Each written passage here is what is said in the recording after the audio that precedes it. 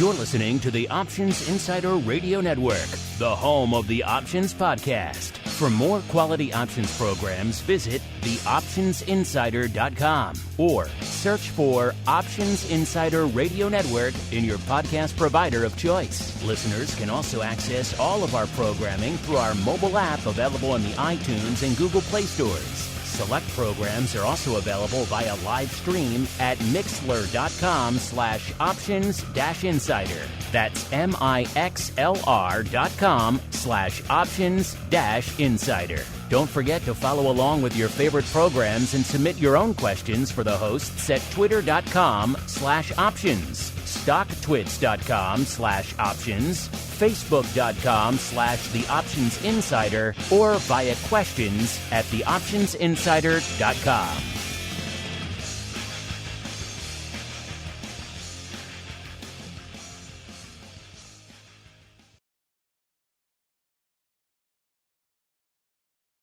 Welcome to Volatility Views, the premier program for volatility traders. Each week, we'll take a deep dive into the world of volatility with in-depth analysis, trading activity reviews, strategy breakdowns, cutting-edge education, and much more. We'll also bring you exclusive conversations with the traders, researchers, and asset managers who are reshaping the volatility landscape.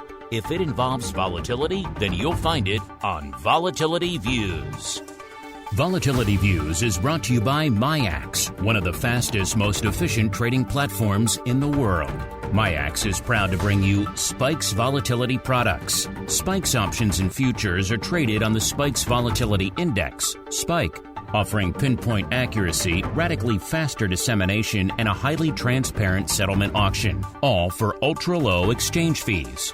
It's volatility reimagined. Learn more about Spikes at miaxoptions.com/spikes.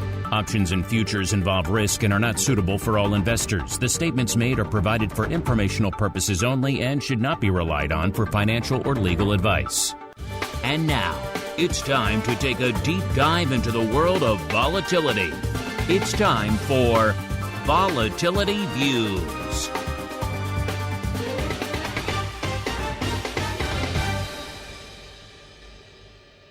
All right, everybody. That music means it is Friday. It is time once again for Volatility Views, the premier program for volatility traders. My name is Mark Longo from theoptionsinsider.com, as well as, of course, from the ever-exciting, at least we tend to think so, Options Insider Radio Network. Pleased to join you here for this second episode of the new year. Already got some fun vol to sink our teeth into. Of course, you want to sink your teeth into it live, you know where to go, theoptionsinsider.com/secret club. And then, of course, you can always join in the live throughout this show, everything else we do on the network, the pro Q&As, the options oddities, the fun giveaways, and all the other cool things we have in the offing for the new year. And, of course, however you listen, live after the fact, hit us up. Questions, comments, insights, pearls of wisdom. We do love to hear from all of you folks out there. We know you're legion, and we know you're all interested in volatility these days. So it should be an interesting episode. And joining me for this very interesting second episode of the new year. First, we go way down deep into the heart of Texas, where we are joined by the greasiest of the meatballs from land of the pit. He's tired, he's exhausted, he's fresh from Tradosaurus, and he's raring to talk some volatility. Mr. Meatball, welcome back to the program, sir. Good to be here. Yeah, I can't wait for this show. This is what I look forward to all week, Mark. And of course, your morning sessions with Undertaker as well. That and my tombstone lessons with Mark Calloway. We all need a daily tombstone pile driver lesson with the Undertaker himself. The luxuries of living in Austin. And then from Austin, if you say to yourself, to kick off this new year, I need a little bit of Matt in my life to analyze some volatility. Well, we did you one better. We brought you not just one Matt, but Matt squared. First, let's go off to the land of New Hampshire. It's that time of year again, listeners. Earnings season is about to pop off, so we are joined by the keeper of all the earnings volatility data himself, a.k.a. the Oracle of New Hampshire, a.k.a. Mr. Matt Amberson, the founder over there at ORATS.com. Mr. Matt, welcome back to Volatility Views for the first time in 2022, sir. It's great to be here. Great cast, and I'm looking forward to the show, Mark. Excited. Should be fun because we have Matt squared. One Matt was not enough to summarize the madness of volatility right now. We needed two. So we went back to the MIAX hot seat and brought back Mr. Matt McFarland, the derivatives product and biz dev specialist over there at MIAX Futures. Mr. Matt, welcome back to Volatility Views, to you as well for the first time in 2022, sir. Thank you, Mark, and happy to be here and happy to be Matt number 2 today. There's no order. It's just Matt squared. We combine you both together like Voltron. You are greater than the sum of your parts. As we keep on rolling right on into the Volatility Review. It's time to break down the latest developments in the volatility trading world. It's time for the Volatility Review.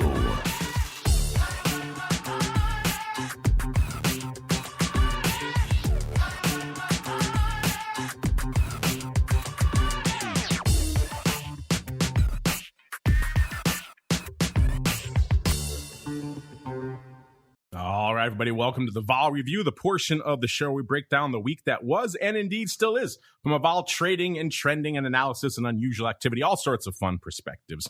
We're going to get to all that, what's popping off right now in a little bit, but really quickly, because I said this is the first time both of these gentlemen are joining us here in the new year. Let's start really quickly and give them a chance to give us their thoughts on the mad, insane year of volatility that was 2021. Let's go around the horn in the opposite of the order we came. Let's start with Mr. Matt McFarland. Matt, what are your thoughts on the insane year of volatility that was 2021, sir?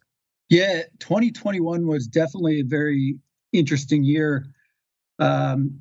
Yesterday, actually, the Spikes index settled above 20 for the first time, just above 20 spot 34, which got me thinking, how many times did the Spikes index settle above 20 in 2021? And the answer is 97 times, or well over a third of the time it settled over 20. And against the backdrop of a market that gained 27%, that seems like a lot. And if you compare that to like 2019, another strong year for the market gained 29% that year. Spikes only settled above 20 17 times in 2019. So vastly, similar returns, vastly different vol environment. And I think that's, of course, the COVID effect that is persisting in the market and, continues to persist in the market into 2022.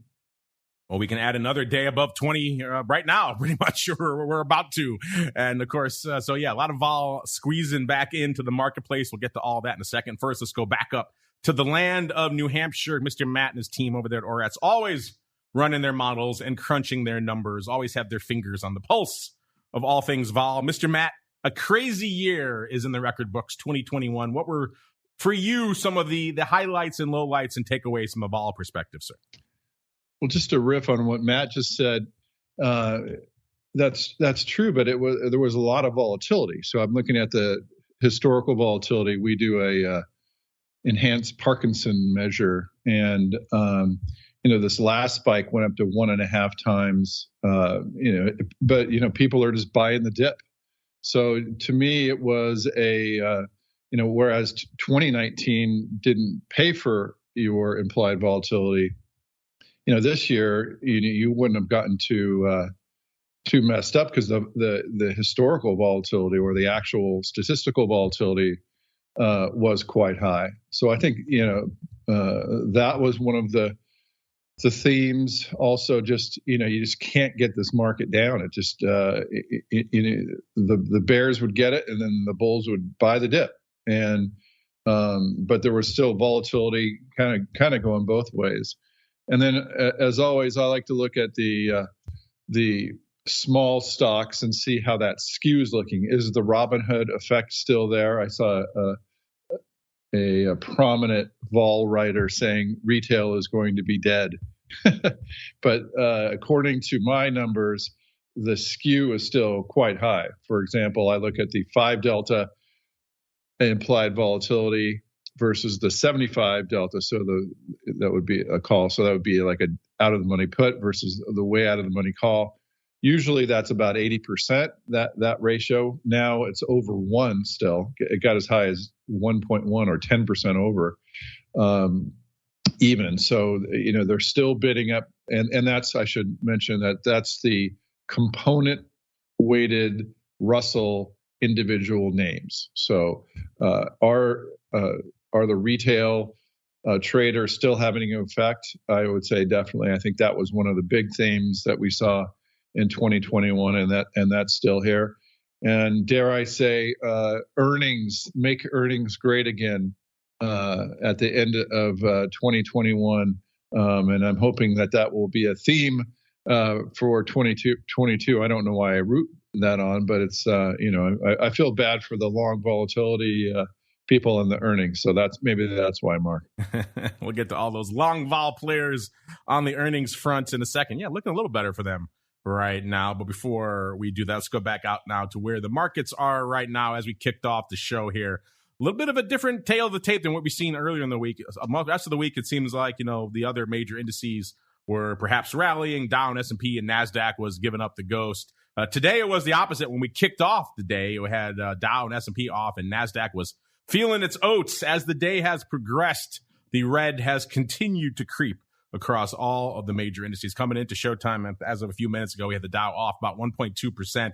We had the S&P off about 0.8%, and the NASDAQ in the red now as well, off a little over 0.5% as well. So the red right now, inescapable across the board. That means vol creeping back up. The Rock Lobster was just saying on yesterday's option block, I was tweeting in. He wasn't on it, but he was chiming in his comments. And he was saying if it's over 20 in VIX, that's when maybe we need to break out the Kenny Loggins. Maybe we're back in the danger zone, and we are back over that level again. Spikes right now, listeners, 20.9, up about 1.5 points from where it was this time last week. VIX cash is at about a 20.5 when we kicked off the show. Puts it up about exactly a point from where it was this time last week. VVIX back up to a nice frothy 123, listeners, up about 7 points from where it was on last week. The V spikes, so our vol in Spikes land, almost a 150, about a 149.7. It actually was down slightly on the week, about 2.5 points. I'm sure if he ran that again now, maybe that would be back up again. So a lot to unpack. Let's go out to the land of Texas. Mr. Meatball, sir, an intriguing week. Vol creeping back in on the screen, red on the major market screens. What is lighting up your tape, sir? Yeah, absolutely. We had a week where the UVXY touched a new all-time low, and yet now we've got the VIX back above 20. It's just been pretty fascinating, and this all goes back to what's going on in ARK Innovation. Now, if you want to know when the market is going to sell off, just put ARK on the ARK ticker up, and when that thing goes red, the market's going to get soft, especially if the mega caps can't hold it up. So the way I like to think about ARK is as it pertains to the triple Qs. There are really two pieces of the triple Qs. You have 7 stocks that represent about 48% of the ETF or the index. And those 7 stocks are Apple, Microsoft, Amazon, Google, Facebook, NVIDIA, and Tesla. Then you have the other 93 stocks that make up 52% of the value of the Qs. And those are pretty much well represented in that ARK ETF. And so the ARK ETF, think of it as really representing the majority of the triple Qs, even if it's just a plurality of the value of the ETF. That's why during the week we've seen an ETF or an index like RSP, which is the equal weighted index in the S&P, actually not have a really rough week until today. And the Dow having until today really been the strong index out of the major indexes, and the S&P and the NDX just acting a little sick. Right now, the NDX is the leader of the indexes, and the reason being is it's got those mega caps that represent, again, 50% of the index holding up pretty well. Google's having a strong day. Tesla is up, and Apple's pretty much flat. And Microsoft, last I checked, is up. Yeah, it is up, and that is holding things up. And so we're going to have a pretty spicy VIX and VXN and UVXY and VXX until we can find a capitulation point in that ARK ETF. Once again, Miss Kathy Wood fanning the volatility flames out there. Mr. Meatball, by the way, I was joking earlier about a Matt squared, but my keen-eyed producer reminding me we have Mark squared just about every week on this show. So we have Mark squared now. We have Matt squared. Dare I say it? We have 4M, perhaps M to the fourth. M4. M4. Whatever way you want to look at it, listeners. M4, 4M, Matt squared, Mark squared. A lot of M's floating around here on the show today. Let's get back out to some of those M's. Let's go back out to Mr. Matt McFarland. Matt, sir, what's been lighting up your tape this week from a volatility perspective? It's been an interesting week. I think when we as my initial comments indicated, the strength or the underlying bid or the persistent bid that we're seeing in the spikes index is something that we'll see evidence through the options flows and the futures flows that we'll discuss later. And Mr. Matt Squared over there, a.k.a. the Oracle of New Hampshire. Same question for you, sir. A lot popping off. I know you're always running your models to determine whether you think this current vol regime is real or maybe a bit of a blip. But what are your screens telling you right now, sir, for this current new level of vol back above 20? I'm going to say it's getting real. So what that means is my numbers are heading towards concern. So, for example, just looking at the implied volatility, that's starting to creep up. That's one of the things I look at, just the direction. The contango is starting to flatten out. So as that front starts to go up, that's not a good sign.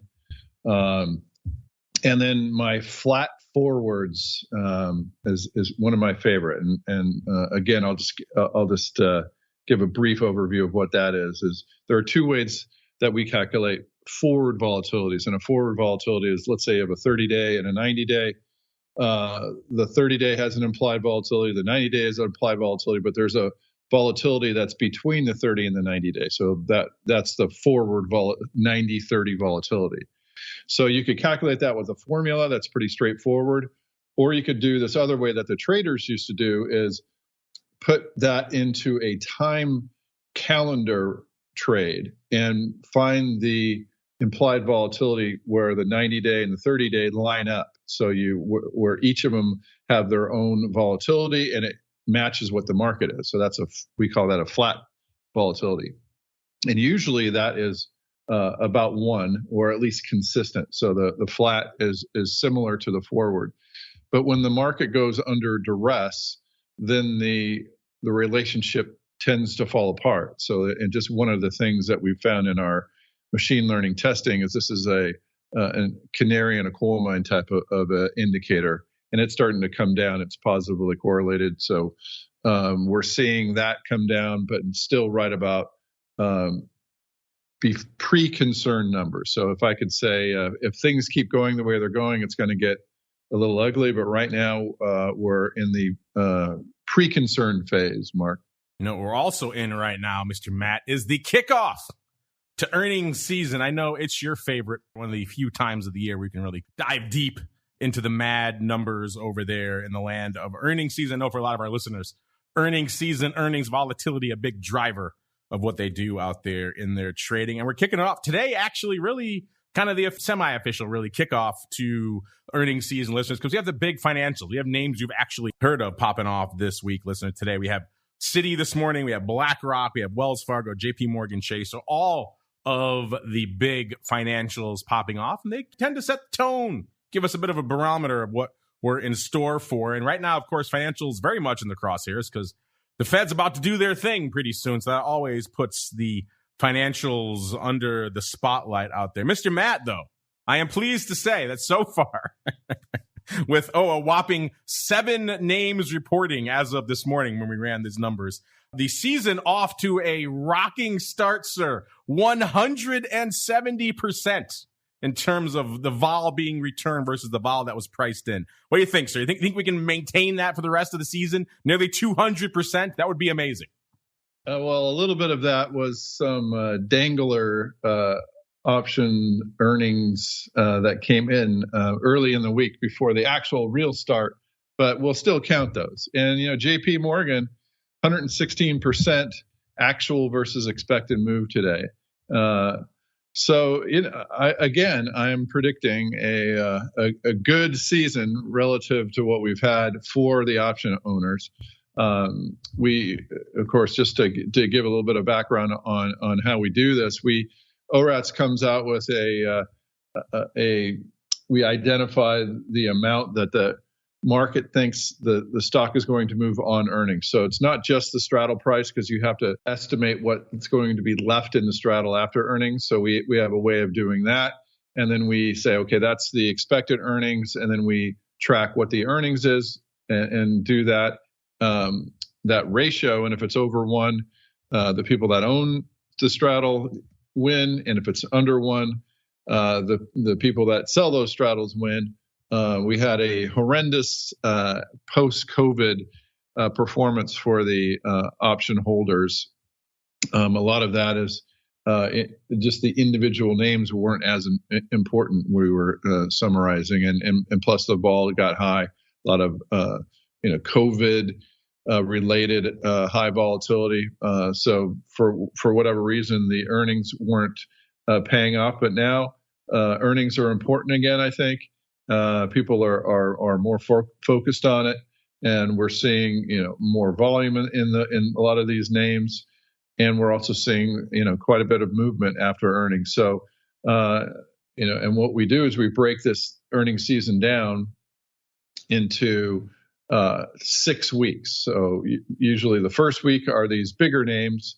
Usually those aren't the very good names to own for option holders. So those have, we've done an average over the last 12 quarters, and generally the number of winners over losers isn't as good. But as you get into week 3 and week 4, that's when it gets a little bit spicier for the option holders, and that's when they usually do a little bit better. And then during the end of the earnings season, weeks 5 and 6, when the smaller companies come in, they tend to have high implied expected moves, and often the actual moves don't keep up.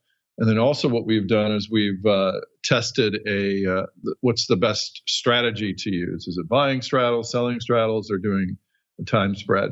And we've shown that the time spread is probably the safest and best performing one of those 3, and we've identified some way to use our metrics going into earnings to identify what those time calendar symbols might be best to trade. So we've been having a lot of fun with that, and our subscribers like that report, and of course the subscribers at the Options Insider could follow along after the fact, but they could at least see what we're saying, and if they're tempted to come in, we have it in time to trade on our site. So that's how I'm feeling about earnings this season. I think we're back again, Mark. Meatball says it's going to be spicy. You're saying it's going to be spicy. A lot of spice in the offing, it sounds like, Mr. Matt, from a vol perspective. So just to clarify that, I'm looking at our last season's final report right now. We came in just under the wire at 99%. So we almost broke even. We had some rock'em sock'em weeks, obviously. We had 114% in week 4. We had week 6 at 119%. So there were definitely some outperformers. But it sounds like to you, Mr. Matt, you're thinking this next season going to be even better than that 99%, which is already the best report we had really since the start of the pandemic. I'm saying over 1. We're going to do it. We're going to actually make money. Vol buyers will have positive returns again. Yes. We have not seen that in some time, sir. Make earnings great again. There we go. You heard it from Matt. You heard it from the Meatball. Vol's getting spicy. You like yourselves a little bit of spice out there in Vol land. Where are you going to get it? Let's see how well you handle a little bit of spice with your Vol. Let's get into that Vol right now. Let's get out into the futures first, because things are interesting out there in the land of the futures. Let's start, Mr. Matt. That's where you hang your hat day to day. When you're not busy talking to me, you're out there busy drumming up all the business over there in the land of Spikes Futures. How are things rolling over there in the land of Spikes Futures to start the year, sir? Spikes Futures are off to a really good start this year. This week in particular, we're having one of the best weeks in terms of volume that we've ever had. Monday, we traded over 7,000 contracts. Tuesday, about 6,000, 3,200 on Wednesday, 8,900 yesterday, and about 8,700 so far today with more than a couple hours left in the session. So volume really strong, market quality really strong. I think a key development that we've seen so far in 2022 is growth of open interest. So we ended the year open interest at just 165 contracts. As of the close yesterday, we're at 508 contracts. So while that's a relatively modest number, it's a pretty significant increase, and it's an indication that we've got new types of market participants in our market. So, up until now, it's generally been folks that go home without a position at the end of the day. But clearly now there are folks in this market that are holding positions. So getting a more diverse set of order flow into that market.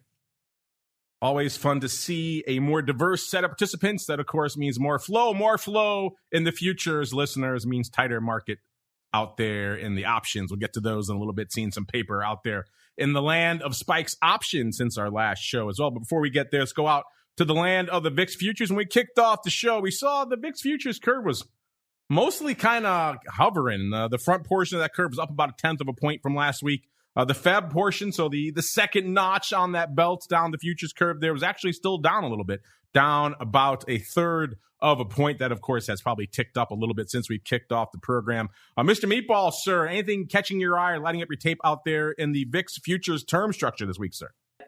Yeah, interesting. We saw vol get absolutely crushed Monday and Tuesday, and then on Wednesday, market was up, but Fed futures just were flat on the day. They didn't want to drop.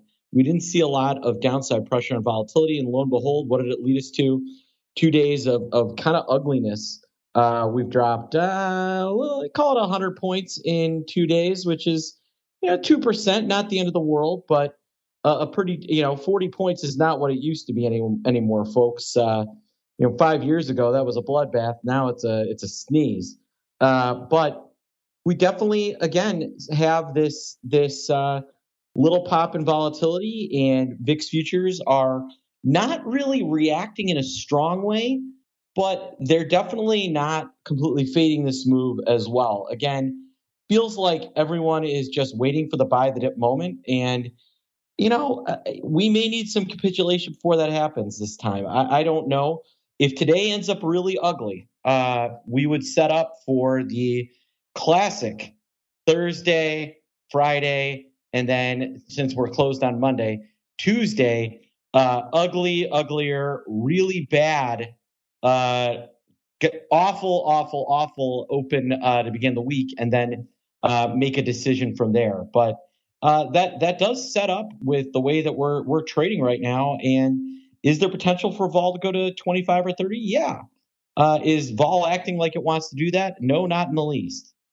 Yeah, you're right. We are off Monday. With so much vol on the screen, so many things to talk about. We haven't even talked about the fact that it's a long weekend. Usually that's topic number one when we're heading into a long volatility weekend, is when they're going to come for this vol. Today, they're not coming for it at all. In fact, they're putting more vol back in, listeners, which, again, gives you a bit of context, a bit of flavors for how much vol we're seeing out there when we're heading into long holiday weekend and we're shooting up here from an overall vol perspective. Speaking of shooting up, we have seen the OI over there on Spikes options shooting up since our last show. Mr. Matt, it looks like our friends out there who like their four-way verticals are back in Spikes land. What did we see going up in Spikes options since our last show, sir?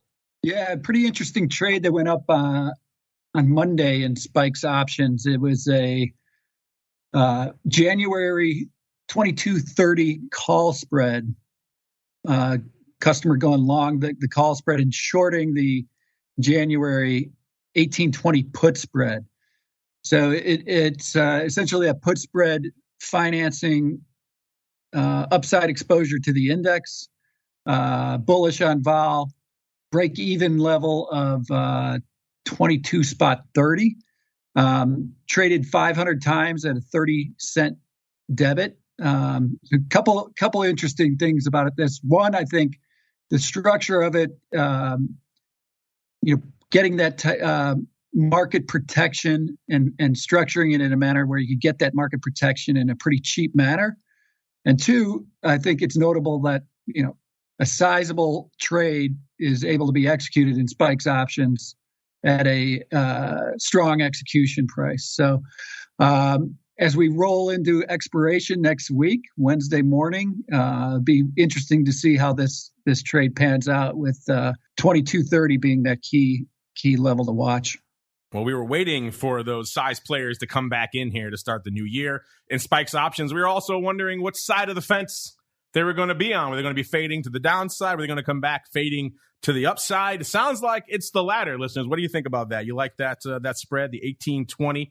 Again, this is going out next week pretty much, so it's a pretty near-term trade at this point. 18-20 put spread financing the 22-30 call vertical. You like that? You like leaning north this way? You think this volatility spice we've been talking about is going to lead to some higher levels? Well, this trade could be well-timed if that is indeed the case. We'll keep an eye on that as we head on out now into VIX options land. For as much spice as we're talking about, much flavor as we're seeing heading into this holiday weekend, we're not seeing really a commensurate amount of VIX paper right now. 237,000 contracts on the tape.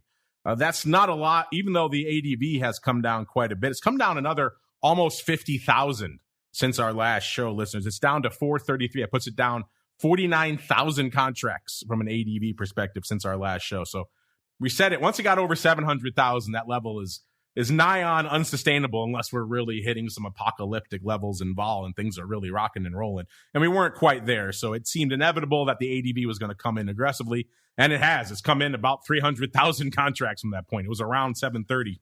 And here we are today, 433. So we'll see if this sell-off continues, if this spice continues to flavor the market out there today, if we don't see a little bit more paper later on in the session as we head into the weekend. Maybe some folks start panicking, start putting on some stuff to hedge themselves throughout this long weekend. Let's see what we have on the board going into the weekend in terms of the top positions. What is dominating the tape out there in VIX options right now? Cost you 101,000 contracts to break into the top 10 in VIX land, which is really not much, to say the truth. That gets you to, by the way, it is 60-40 puts over calls right now. So puts still leading the dance out there right now, though I wonder if after today's paper, maybe we might see a little bit of evolution of that. 101,000 of the Jan 25s on the tape today for number 10. Number 9, 104,000 of the Feb 18 puts. It is the first of 2 Feb positions on the top 10 today. Number 8, 106,000 of the Jan 20 puts. Then we get to a little call strip here. Number 7, 109,000 of the Jan 40s. Number 6, 113,000 of the Jan 60s. And number 5, my favorite, my personal favorite here, 115,000 of the Jan 70s, 70s. Probably a 60-70 vertical, but still intriguing stuff nonetheless. Number 4, 118,000 of the Jan 17 puts. We're pretty much back to all puts the rest of the time, listeners. Number 3, 127,000 of the Jan 19 puts. Number 2, our second and final Feb position on the list, 137,000 of the February 17 puts. And number 1 out there still, even with everything we're seeing right now, number 1 still, the Jan 18 puts, 169,000. If you know anything about VIX, that's pretty meager for the number 1 spot. So that shows, A, there's a bit of a diversity of opinion out there and what's going on. The volume is really spread out over a wide variety of strikes. And B, something else could easily jump into the top spots and usurp that 169 level pretty easy. In terms of today's paper, like I said, not a lot on the tape, 237,000 contracts. As of a little while ago, we saw the Jan 18 puts were leading the dance today with about 28,000 contracts on the tape. It was a distant number 2 behind it, but number 2 were the Feb doubles, the Feb 55 calls, with 12,000 of those, followed by the Feb 18 puts, 12,000 of those as well. Feb double, 18 risk reversal. I've seen weirder things. I'm not sure if you want to put that premium to work buying the doubles, but hey, weirder stuff. The volume certainly seems to line up. I'll have to dig in and see if that is indeed a risk reversal. Yesterday, we didn't see much paper either. 376,000 contracts on the tape. Well, let's do a top couple here. Let's see, 39,000 of the the Jan 19 puts for number 1, 38,000 of the Jan 18 puts for number 2. So probably some roll and vertical action there. Number 3, we got 17,000 of the Feb 18 puts. Number 4, about 17,000 as well. The Feb 65. So some folks have some interesting bees in their bonnet for some upside strikes. Today, actually, we saw about almost 10,000 of the April 75s going up today. So we're kind of all over the place in terms of strike action out there. Wednesday was so far, actually, no, Monday took it slightly. Wednesday was number 2. Wednesday, 487,000 contracts. The most active print on Wednesday, the most active contract, the Jan 18 puts, 58,000 of those, followed by number 2, 46,000 of the Jan 20 calls. So there were some calls active on Wednesday. Number 3, Jan 17 puts, 28,000. Number 4, Feb 18 puts, 27,000 of those as well. Number 5, the Jan 19 puts for 25,000. Tuesday, back to the lighter side of the volume, 381,000 of the top contracts out there on Tuesday. 26,000 of the Jan 18 puts and 24,000 of the Jan 19 puts. If we go down to number 4, though, we got about 19,000 of the Feb 70s again. So there are some intriguing strikes, like I said, percolating in to the spicy realm of vol paper. Monday was the most active day of the week, even though it wasn't really blowing the doors off. 511,000 contracts going up on Monday. The most active contract yet again. It was up there pretty much almost every day this week. If not number 1, it was number 2 or number 3. It was the Jan 19 puts, 59, almost 60,000 going up on Monday, followed by the Jan 25 calls, 32,000 of those, 32,000 as well of the Jan 18 puts. And then number 4, Feb 18 puts, 22, almost 23,000. And rounding out the top 5 on Monday, 518,000 of the Feb 19 puts there. So an interesting day, if not the most active day we've seen in quite some time. Mr. Meatball, sir, anything catching your eye out there in the land of VIX options paper this week, sir? Yeah, like you said, those 19 puts have been blowing up. We're seeing a lot of activity in the 18 puts. You mentioned that big risk reversal and VVIX getting a little bit of a lift. But we continue to see puts outpace calls, which, with VIX in the 20s, you just don't expect. They're not. Everyone is playing this kind of fade game in the VIX itself.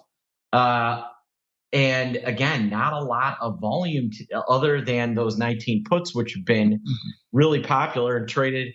The 19 puts are 30 cents. They were $1.60 on Tuesday. It's amazing how quickly vol can move as we get into expiration. And again, yeah, just not a lot of volume in VIX itself over this week, despite the move up and down. Yeah, the persistence of this fade, the persistence of this put trade, I admit, is a little perplexing to me as well. We're not seeing as many calls lighting up the top 5s as I would expect. And when we do, they are, I hate to say absurd, but they are ridiculous strikes like the Feb 70s. We have the August 80s going up, the Feb 65s, the April 75s. I mean, these are more active than the Jan 25s, for instance, on a given day. So the paper that is lighting it up out there to the upside this week is, I think, fair to say, a little bit head-scratching. Let's move on into the land of the products that usually folks are excited when they move to the dark side. This week, not getting that. In fact, as of a few minutes ago, VXX was literally unched on the week. It was at about a 19.25. Let's see if it's still hanging out there. A little bit up now, 19.35. So it's actually up about 1/10 of a point on the week out here, and actually getting some paper out here in VXX. In fact, this is another day, listeners, where VXX is putting up more numbers than VIX proper. So we got the tail kind of wagging the dog here. 320,000 contracts on the tape right now for VXX. So VXX kind of off to the races right now. The ADV still down from this time last week, down about 254, down about 8,000 from this time last week. But I got a feeling with these kind of numbers, we won't be seeing that trend for much longer. Let's get out there to the top 10 really quickly out here in VXX land. We got number 10. Cost you about 16,000 to break into the top 10 in VXX. That gets you to the Jan 26 puts. By the way, 60-40 puts to calls in the top 10 in VXX right now. Number 9, 16, almost 17,000 of the Jan 18 puts. Then we get to our first call, number 8, 17,500 of the Jan 22s. Number 7, about 18,000 of the only pre-split adjusted contract left in our top 10, the VXX1 Jan 12 puts. about 18,000 of those. Number 6, 18, almost 19,000 of the Jan 21 calls. Number 5, 21,000 of the Jan 30s. So a little bit of call love there. Number 4, 23,000 of the Jan 17 puts. Number 3, 23, almost 24,000 of the Jan 18 puts. Number 2, our final call in the top 10, 29,000 of the Jan 20s. And the number 1 position out there in VXX right now, the Jan 22 puts. Pretty much everything here, with the exception of number 9, the Jan 18 puts. Those are going out today. Everything else is going out next week, standard Jan. So intriguing, seeing VXX wagging the dog out there. Let's see what's lighting it up out there today. So far, looks like about 28,000 of the Jan 19 puts expiring today. That's the big winner out there. That's the most active contract, followed by the regular monthly 18 puts doing about 22,500, and the 17 puts doing about 19,000, and the 21 calls doing about 17,000 as well. So it looks like even though we're going out today, we're seeing a lot of the action still on the regular Jan. Mr. Meatball, sir, anything lighting up your tape this week in the ever popular, they're not giving us any downside this week, VXX, sir? Yeah, it's amazing, right? We see the VIX go from 19 to 17 to 21, and VXX is down on the week. And that is just exactly why you trade this thing. You don't invest in it. You don't hold it. And yeah, we've got a lot of people today playing expiration. The 19 calls are active. The 19 puts and the 18 and a half puts also really active. A lot of people taking a flyer on those 18 and a half puts paying 3 cents, or the 19 puts paying 18.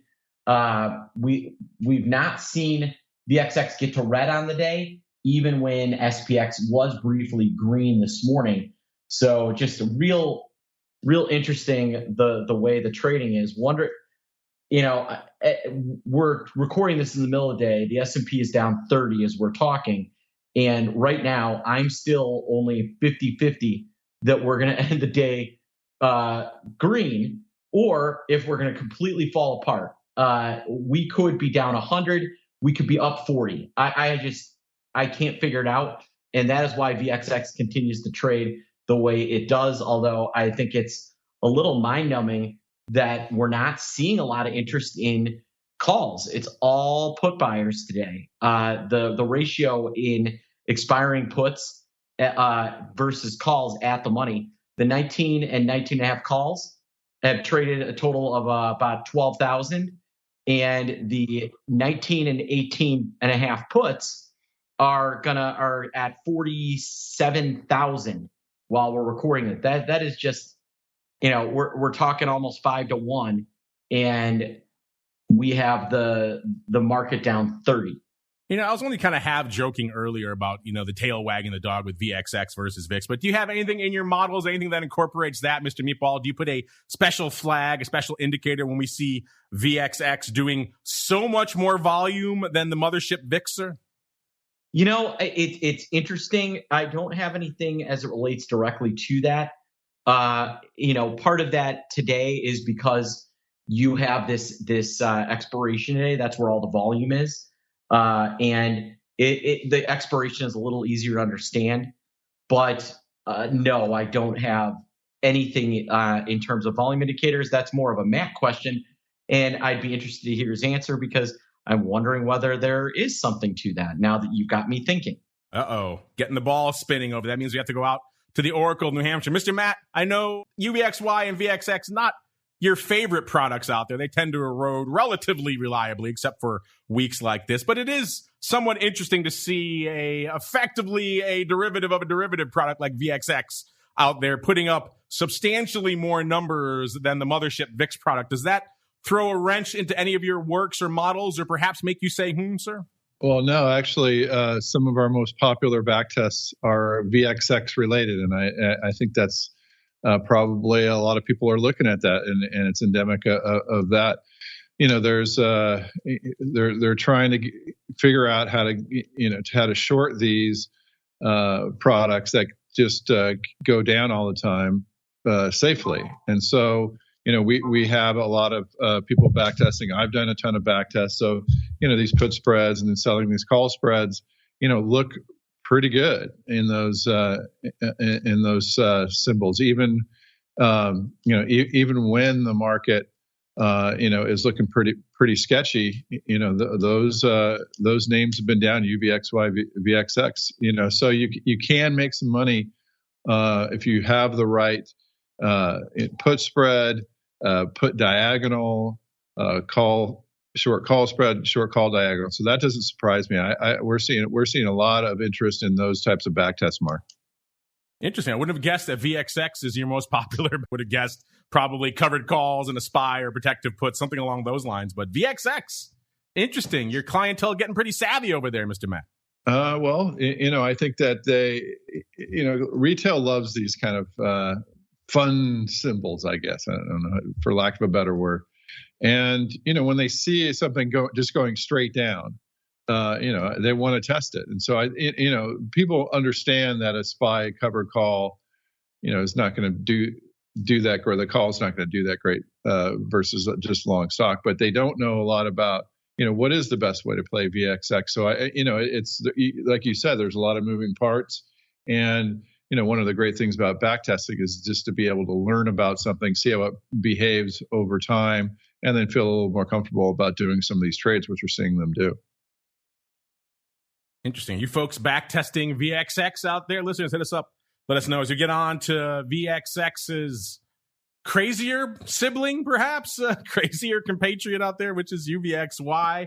This is the one that usually tends to outperform to the dark side out there, listeners. And this week, a rare week where it's getting some back as well. When we kicked off the show, it was at about 1275. It was still down about a quarter of a point. And as we're coming into this segment now, it's almost up to about 13 and a quarter. So pretty much up back about half a point and it's pretty much up about a quarter of a point now on the week. It's a rare thing to see UVXY actually up. And again, going into a long weekend, listeners, a lot of heavy lifting to make these products go up on a day like today. And yet they are doing so. So that should probably also give you a hint as to how much spice is out there flavoring the market out there today. And in terms of action, UVXY also putting up some numbers. Its ADV is about 187,000 contracts right now. And so far, it's done 161,000. So it's probably going to blow past that level out there today. We'll probably see a higher ADV on next week's show. In terms of top positions, they are smaller still in UVXY, so we'll only do a top 5. Number 5 out there.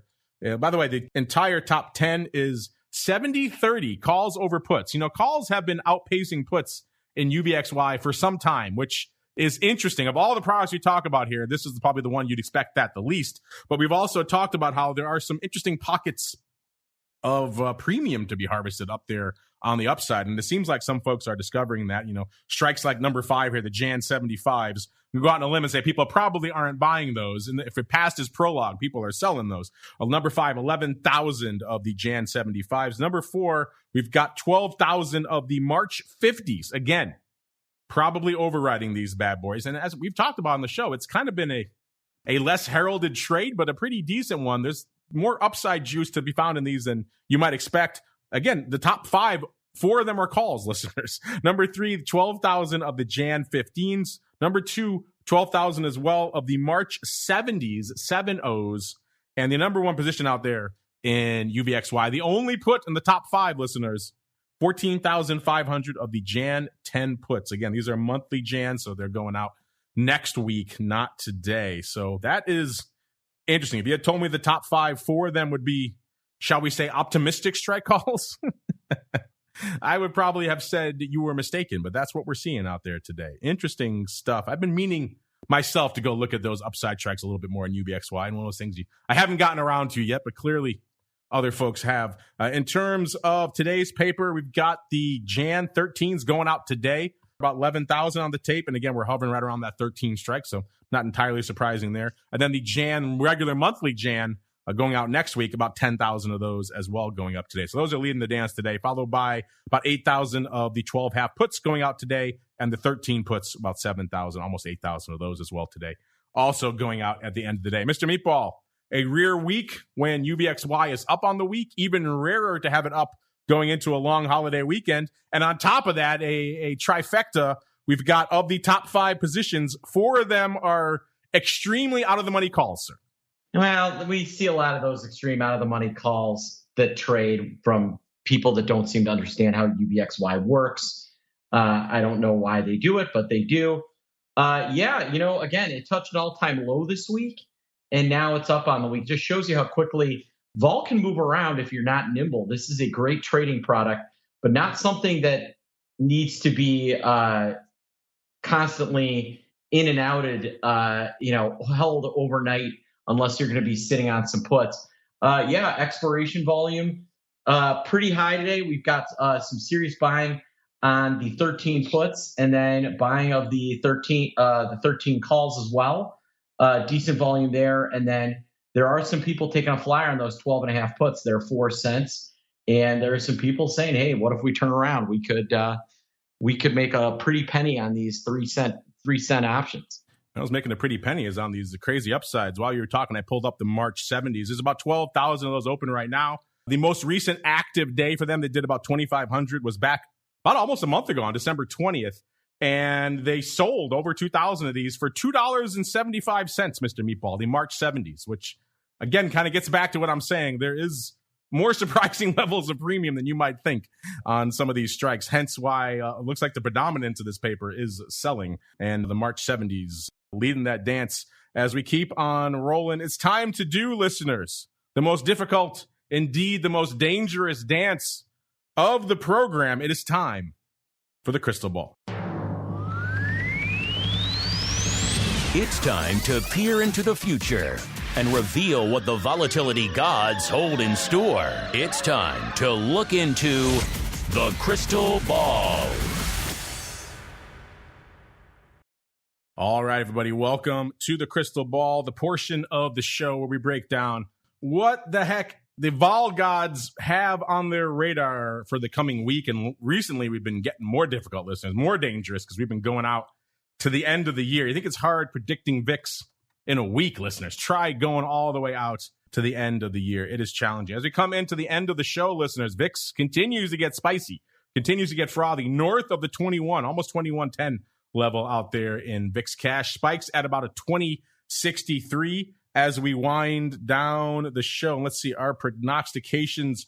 So for this week, I was at an 1830. I was feeling the most vol of the bunch, and it was insufficient, listeners. It was a holiday weekend. I thought it would be hard to get too much lift on vol.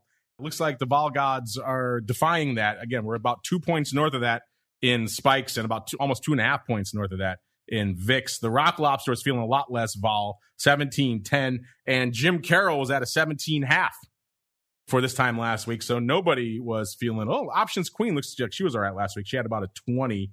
Looks like she was the only one who was even remotely close. And even that, I'm sad to say, Miss Options Queen is well outside our 10th of a point margin of victory. You guys know the drill right now. Keep those prognostications coming in if you want to play, listeners. So there were no winners for this week, I should say. So that means our poll for next week is wide open. I think we're going to kick things off in the Matt Squared territory.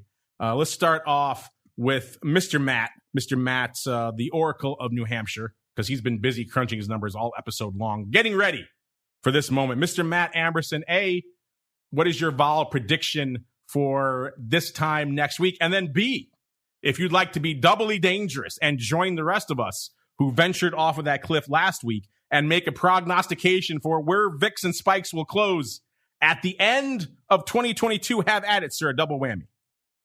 So like I said, I think we're getting into a little bit more dangerous territory. We're starting to rally a little bit right now, but I'm going to say, let's say a 22 this week, and the whole year a 15. Round numbers. 15 for the end of the year. Let me put that in here. End of the year for Mr. Matt. I like that's a little bit lower than I think I was close to a 17.5 level, which is not that far actually from where we closed this year. And I think, as I recall, I'll have to pull up the actual results, but we did our VIX poll for you folks, listeners, and we asked you where you think VIX is. Here it is. VIX will close for the end of the year. And you guys were in that same range. You were at that 15 to about 20 range, got about 42% of the vote, followed by about 28% for below 15. So you danced around Matt's levels there. 18% for elevated, 20 to 25, and north of 25, 11.68%. All right, let's go out now to the other half of Matt Squared. Mr. Matt M., sir, what is your prediction for vol next week on the show? And then B, if you want to get dangerous, What are you feeling for VIX and or spikes at the end of the year? For the end of this week, spikes. I'm gonna fade this bid we're experiencing today. I'm gonna call 17.5 for spikes next week. For the year, I'm a little bit higher than that. Call it 18.25 for year end. Interesting. So a little bit more juice than you might think, but also in the level we're clearly higher than right now for the end of the year. And for next week, fading it. So fading next week and then getting higher. And Mr. Meatball, sir, you did not prognosticate last year, so you did not get to play along. So last week, I should say. So first off, what is your pick for this time next week? And I'm not sure. Have you gone on the record with your end of the year VIX prediction? If not, have at it, sir. Well, as you know, I have to fade my book, which means I'm going a 22.5 for the VIX for next week. And for the year, Matt said 15. Yep. All right, I'm going to go 14.99. Oh, that was great. So 22.5, right, half above me, and then a hundredth below me. Sweet. There you go. You get all the dark side now below me. I'm carping you like you wouldn't believe. Why don't you just do an iron condor right around me? 1501, 1499. Oh, that'd be amazing. There we go. Just take it all. I like it. The iron condor. Speaking of which, we got people debating iron condors and iron flies in our chat. Looks like they're liking the 24, 27, 30 call fly in VIX for next week for 15 cents. That'd be interesting. 24 strike. It's obviously a cheap flyer. We'll find out pretty quick on two. You got 1 day for that trade to play out. It's a 1 day trade, right? That's why it's so cheap. But if you like a flyer, I guess there are crazier ones out there than that. Speaking of crazy, it's time to get crazy now for my vol prediction. So we're at about a 20.75 in VIX and looks like about a 20.5 in spike. So I'm going to feel frothy for this time next week. I'm not sure if we're going to be at the level that we are right now. So you know what? I'm going to say 19.5, a little bit below where we are, but still frothy, still elevated for next week. You already know my prediction for the end of the year. So that's our book for next week. Listeners, we got 17.5 on the dark side. We've got Mr. Matt M. Then we've got Mr. Matt and the Meatball jostling around each other for next week and for the end of the year, just carping each other shamelessly. And then we got myself coming in at a 19.5. What are your prognostications for next week? And if you haven't gotten your end of the year prediction in, I'll be nice. I'll be charitable. I'll extend it a week for you folks as well. Get in there. It doesn't cost you anything, and maybe you win some fabulous prizes. So get out there, make your prediction, have fun, see how challenging this thing really is. All right. That music means we've come to the end of an epic journey through the world of volatility. I want to thank our guests, the Matt Squared duo. I like this. Matt, they have a Matt Squared return appearance. What do you guys think? Let's do it. All right, let's do it. And let's go around the horn. Let's start Mr. Matt A., a.k.a. the Oracle of New Hampshire. Sir, you mentioned all your earnings season and trades and analysis reports. If folks want to check that out, maybe they want to embark on some VXX back testing of their own, sir. Where should they go? What should they do? And we just blasted out our new stock scanner, Mark. Can you believe that? So we option scanner go and the stock scanner. Are there any other Matts in the industry? There are the boys over there at the Mullet and Tulum over there slinging the VIX futures. We can bring Matt Thompson on. Oh, yeah. Matt Cube. There you go.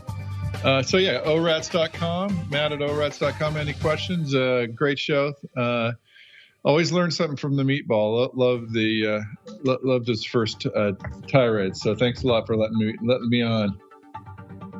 And Mr. Matt M, sir, if folks want to learn more about all things spikes, the futures, the options, the index, where should they go? What should they do?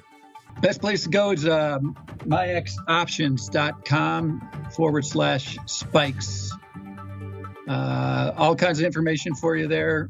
And you can reach out to me directly as well. Matt McFarland, M. McFarland at Miami-holdings.com. There you go. Hit him up. If you have questions, you can reach out to him directly. And of course, you know where to go to learn more about all things spikes. MIAXoptions.com/spikes. I see you in the chat there, Luigi, accusing me of scummery again. 1975. I think it just goes to show, Mr. Luigi, you've been listening to our shows for a while. You're kind of getting on my wavelength, so you're jumping in where I'm going here. So I think it's the other way around. I think you're subconsciously scumming me here a little bit here. Quarter of a point difference. That's actually pretty wide for us. We've been very much simpatico of late. And Mr. Meatball, if folks want to maybe check in and see what the heck was going on with Tradosaurus or anything else you guys have cooking over there in the land of the pit, where should they go? What should they do? Yeah, go to optionpit.com. I'm putting out quality content every day on VIX volatility. And if you're not reading it, you're missing out. Optionpit.com and register for the VIX Edge newsletter.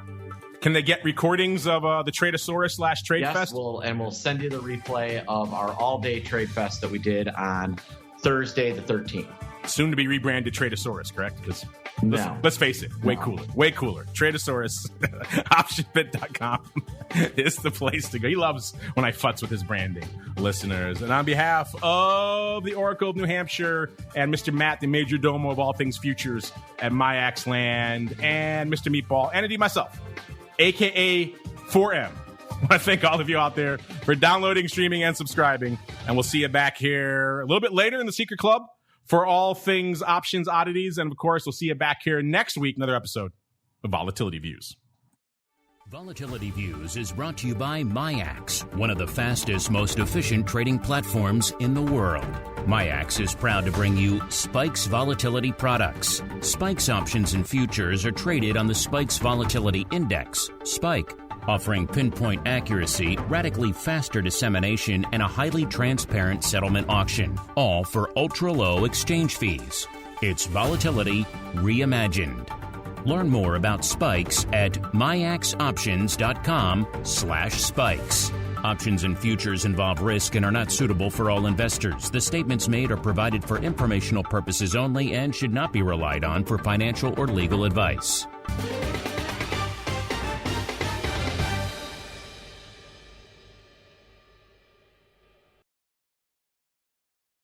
You're listening to the Options Insider Radio Network, the home of the Options Podcast. For more quality options programs, visit theoptionsinsider.com or search for Options Insider Radio Network in your podcast provider of choice. Listeners can also access all of our programming through our mobile app available in the iTunes and Google Play stores. Select programs are also available via live stream at mixlr.com/options-insider.